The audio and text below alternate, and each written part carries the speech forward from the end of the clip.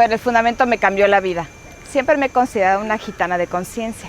Más de 30 años estuve haciendo mil cosas, pero bueno, desde las barras dije, de aquí soy. So after my first foundation class, my entire reality changed, and that's nothing short of an understatement. It truly was the launching pad to create the reality I've always known is possible, but never knew how to create. Y bueno, empecé a tomar ese maravilloso libro con tantas herramientas que cambiaron mi vida. Pero hay una en especial que totalmente hizo la diferencia y tiene que ver con no juzgarme. And one of my favorite tools to use from Access is what's right about me that I'm not getting, what's right about this that I'm not getting. And another fun way of saying it, what have you made wrong about yourself that is actually strong about you?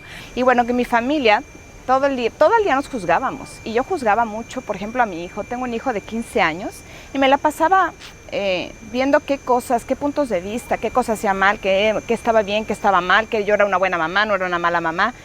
And when I came to Access, I thought I was the most fucked up person ever. I thought everything was wrong with me. And then I came to realize that having too much fun, having too much money, creating with ease, all of these things weren't actually things that made me bad. I just didn't know that it was a strength. Y aprendí a no juzgarme. Y aprendí a decir, bueno, ¿qué tal que esto es un interesante punto de vista? Y no estar todo el tiempo queriendo encontrar en dónde estábamos errados. Y bueno, hasta él mismo me decía, mamá, pero ¿en qué momento te has vuelto más divertida? Te veo más contenta. So what if your awarenesses of future and nature and animals and what's possible for the earth is actually what makes you strong? And simply because you're different and no one else can see it, it doesn't mean that it's not valued.